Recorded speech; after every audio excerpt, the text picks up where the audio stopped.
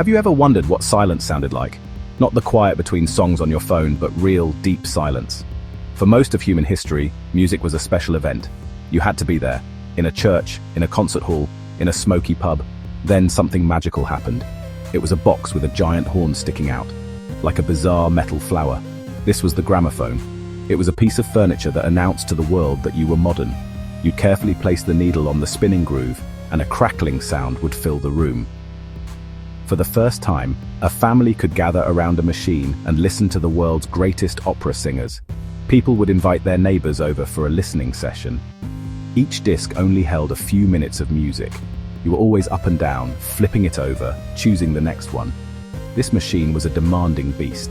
It wasn't background noise. You had to wind it up with a crank. You had to actively participate.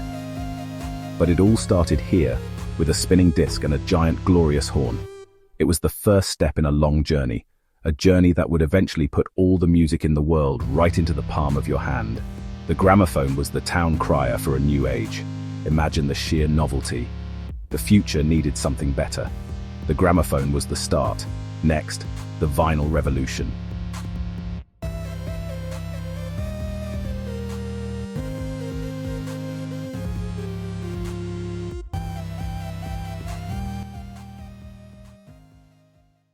The shellac discs were fragile and short.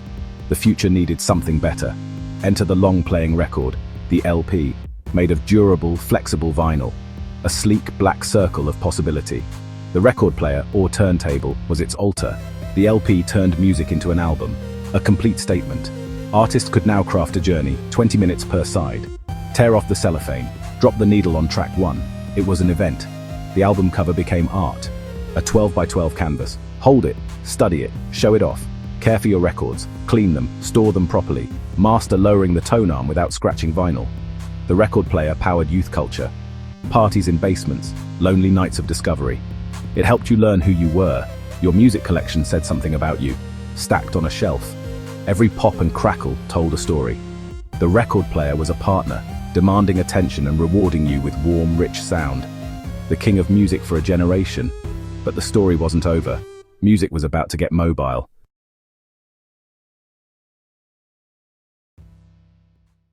For decades, music was tethered to the living room. Then in the 70s and the 80s, it broke free. The revolution came in a small plastic shell, the cassette tape. Suddenly music was portable. The Sony Walkman was a declaration of independence. You could now create the soundtrack to your own life, moment by moment. Walking to school, riding the bus, sitting in the park. The cassette put you in the producer's chair.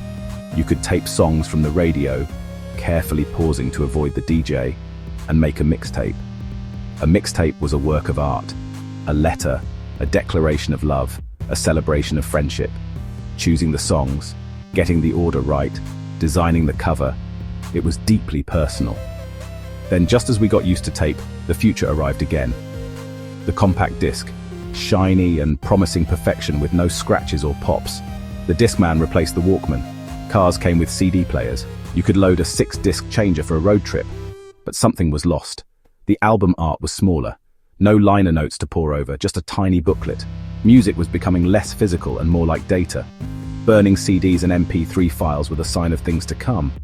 Then in 2001, Apple introduced the iPod. Small, white, elegant. 1,000 songs in your pocket. A mind-blowing concept. The iPod and the iTunes Store organized our musical lives. We created playlists for everything. We made playlists for workouts, studying, parties. The shuffle button was a revelation, like having your own personal radio. The 90s ended with a sonic boom nobody saw coming. The internet. Suddenly music could travel as files. It was anarchy. Services like Napster turned the music industry upside down. For teenagers with dial-up, it felt like a miracle. Any song you could think of was suddenly available. For free. This new format needed a new kind of player. The iPod was a design masterpiece. The iconic white earbuds became a uniform for a new generation. Individuals living in private musical worlds. Playlists turned us into DJs. For workouts, studying, sleep, parties. The song was king again. But having everything made music feel less precious. When you can have anything, does anything feel special? The internet got faster. Smartphones got smarter. The stage was set for streaming.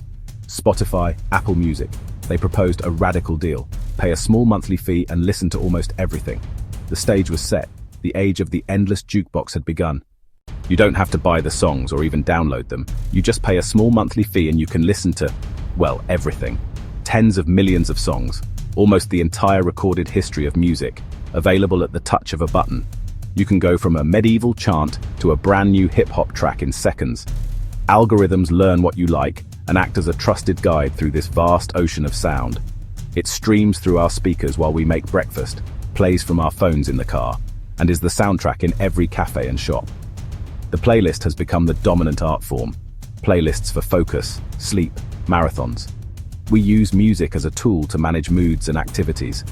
The idea of silence feels more distant than ever. Music is now like running water, always on tap.